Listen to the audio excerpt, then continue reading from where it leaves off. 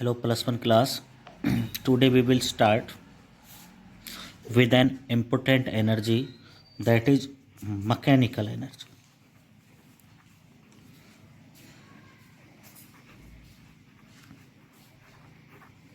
Actually,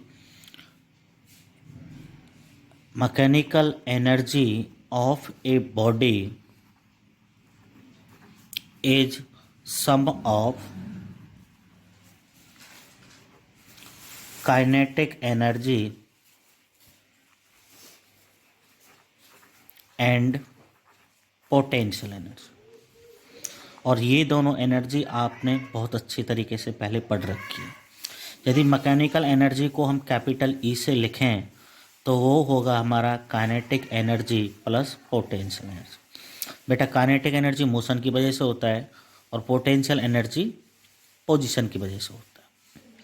उसके बाद में यदि कोई सिस्टम है तो सिस्टम की मैकेनिकल एनर्जी कंजर्व रहेगी।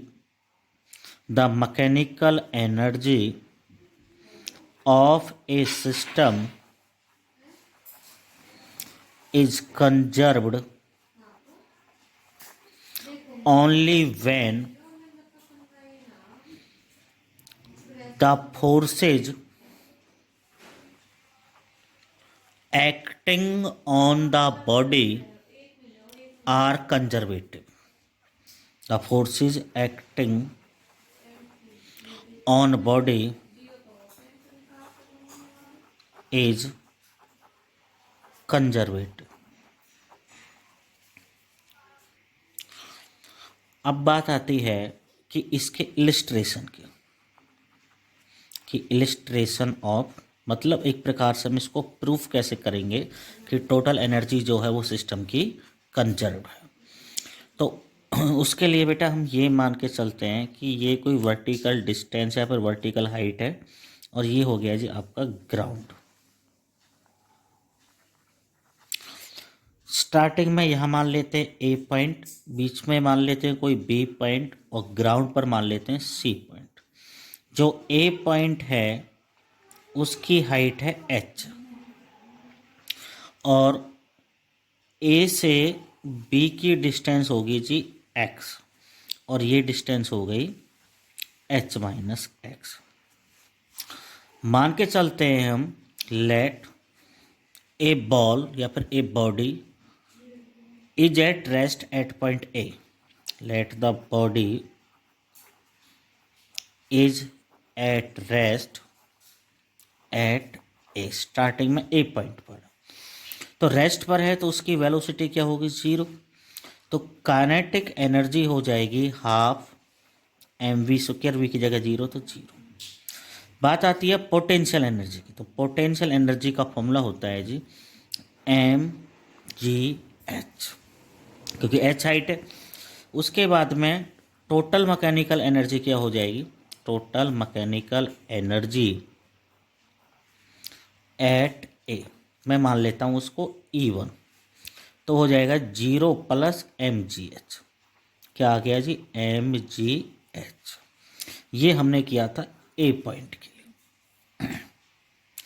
अब करते हैं जी हम बी पॉइंट के लिए। Let the body falls freely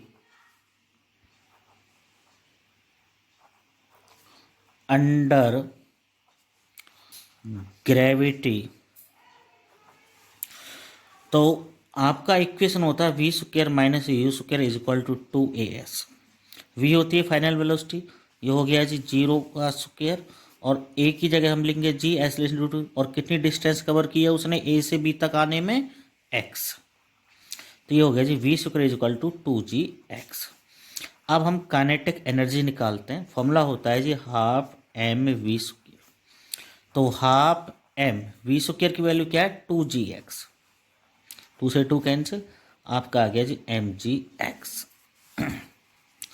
potential energy निकालते हैं, तो पोटेंशियल एनर्जी का फॉर्मूला होता है M G H. M G H, H मतलब हाइट, मतलब बी पॉइंट की कितनी हाइट है यहाँ से? H minus X. ये पोटेंशियल एनर्जी आ गई। अब निकाल लेते हैं जो total mechanical energy at point B, जिसको मैं E2 मान लेता हूँ, और आपको पता है वो kinetic energy plus potential energy होता है, यानी कि mgx plus mgh minus x. तो mg common x plus h minus x से x कैंसिल, तो ये आ गया जी mgh। ये आ गई जी बी पॉइंट के लिए। अब बात करते हैं जी सी पॉइंट के लिए, यहाँ पे करते हैं सी पॉइंट के। तो सी पॉइंट कहाँ पर है? ग्राउंड के ऊपर। तो ग्राउंड के ऊपर है तो पहले तो यही, क्योंकि क्या आ रही है वो with acceleration due to gravity के साथ में डाउनवर्ड आ रही है, तो V square minus U square 2, और सी पॉइंट तक आते आते वो कितना कवर कर लेती है? एच, और सॉरी ये जी, और कितना कवर कर लेती है? एच। काइनेटिक एनर्जी निकालना है तो half M V square half M 2gh, 2 से 2 कैंसिल, आ गया जी mgh। अब बात आती है जी पोटेंशियल एनर्जी। अब जो सी पॉइंट है वो कहाँ है? ग्राउंड के ऊपर। तो ग्राउंड के ऊपर है तो हाइट क्या होगी? 0, तो mgh की जगह 0 0। अब हम निकालते हैं total mechanical energy at point C. Total mechanical energy at point C, जिसको मैं E3 मानता हूँ, तो हो जाएगा जी mgh प्लस 0 mgh, यानी कि आपका E1 ए पॉइंट पर, E2 बी पॉइंट पर, E3 सी पॉइंट पर, तीनों की तीनों एनर्जी क्या है? सेम है। इसका मतलब क्या है कि जो mechanical energy of the system है वो क्या है? कंजर्व्ड है। अब बेटा ऐसा है कि यदि हम ग्राफ ड्रॉ करते हैं किस किस में? टोटल एनर्जी मतलब मैकेनिकल एनर्जी और पोजीशन में। ये हो गया जी टोटल एनर्जी यानी कि मैकेनिकल एनर्जी,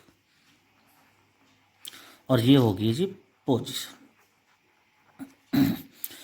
टोटल एनर्जी मान लेते हैं ये है आपकी स्टार्टिंग। अब मैं बात करता हूँ जी ए पॉइंट की। स्टार्टिंग में जब आपने डेरिवेशन किया था तो ए पॉइंट पर पोटेंशियल एनर्जी आपकी मैक्सिमम थी और काइनेटिक एनर्जी क्या थी? 0। ठीक है जी। और यहाँ मैं बात करता हूँ सी पॉइंट की, और सी पॉइंट कौन सा था? ग्राउंड। तो टोटल एनर्जी तो क्या थी हमारी? उतनी ही रही है, वो थोड़ी घटी बढ़ी है, नहीं, वो उतनी ही है। लेकिन सी पॉइंट पर पोटेंशियल एनर्जी तो 0 हो गई और काइनेटिक एनर्जी मैक्सिमम हो गई। यानी कि हम बात करें ए से सी आते आते, ये आपका यदि आप पोटेंशियल एनर्जी मानते हो यहाँ पर, तो वो तो आपकी क्या हुई है? डिक्रीज हुई है सी पॉइंट के आते आते। लेकिन स्टार्टिंग में ए पॉइंट पर काइनेटिक एनर्जी क्या थी? 0, और वो सी पॉइंट पे जाते जाते क्या हुई है? इंक्रीज हुई है, और यहाँ पे जाके क्या हुई है? मैक्सिमम। तो ये हो गया काइनेटिक एनर्जी के लिए, ये हो गया जी पोटेंशियल एनर्जी के लिए। जबकि होल सम की हम बात करें वो हमेशा क्या रहा है? टोटल एनर्जी कांस्टेंट रहा है।